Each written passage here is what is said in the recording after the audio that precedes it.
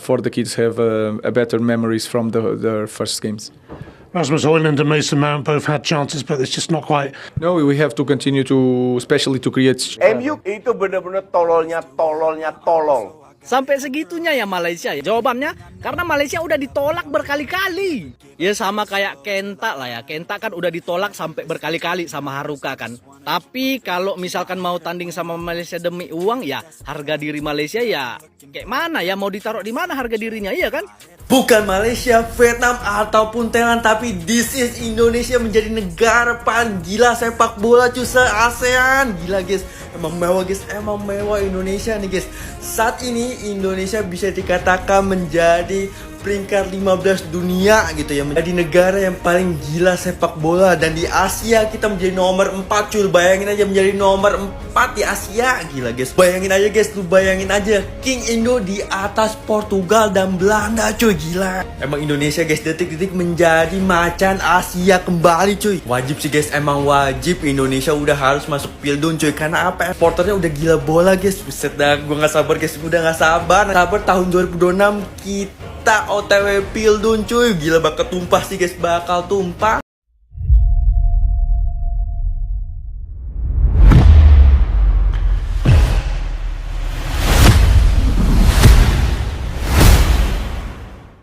Pelatih MU minta ASEAN All Stars dibatalkan, AFF diambang bangkrut, semua ulah Malaysia, kisruh ASEAN All Stars versus Manchester United makin membara.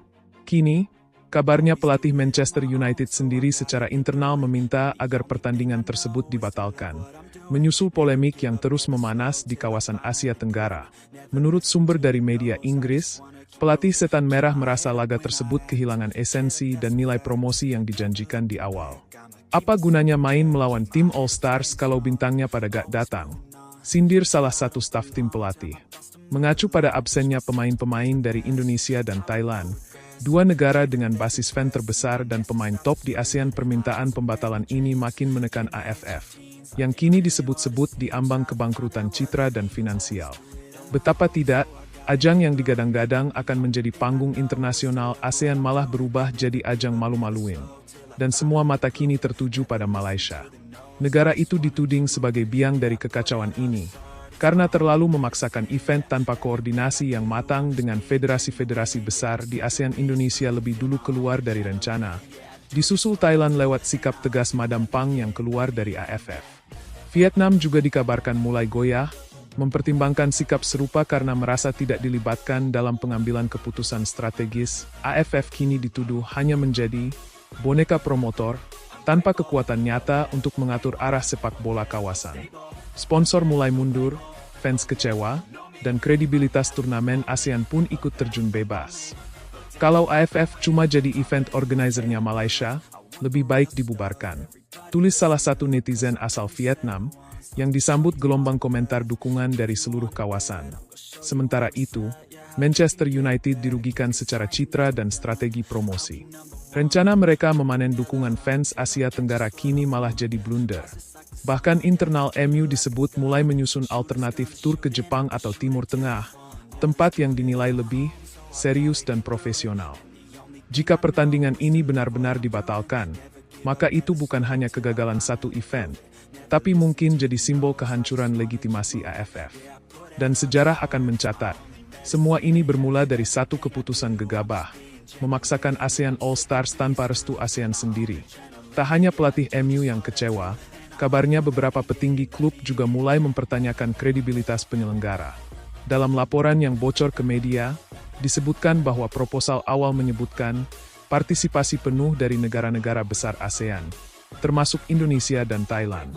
Tapi kenyataannya, dua negara itu justru yang pertama menolak. MU merasa dibohongi. Mereka datang bukan untuk bermain melawan tim cadangan ASEAN yang dibentuk dadakan tanpa dukungan federasi besar.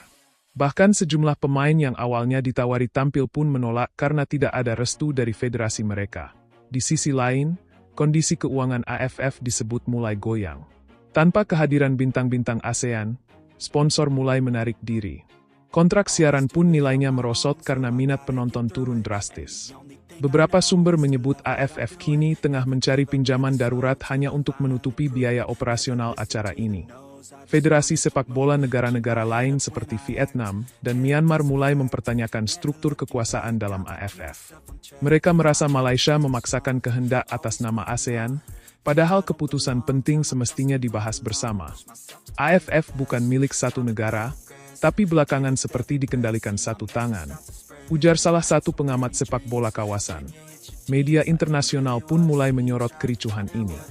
Headline seperti ASEAN Football in Crisis dan Manchester United Embarrassed by ASEAN Chaos mulai muncul di portal-portal berita luar negeri. Yang lebih parah, para penggemar sepak bola dari Indonesia, Thailand, Vietnam, dan Filipina kini bersatu, bukan untuk mendukung AFF, tapi untuk mengecamnya. Di X, Twitter, trending topik seperti AFF out, cancel All Stars, dan boycott Malaysia Game makin ramai. Malaysia kini tersudut. Bukan hanya jadi sorotan, tapi juga dituding sebagai penyebab rusaknya hubungan antar federasi sepak bola ASEAN. Keinginan tampil eksklusif dan dominan dalam event justru memicu perpecahan kawasan.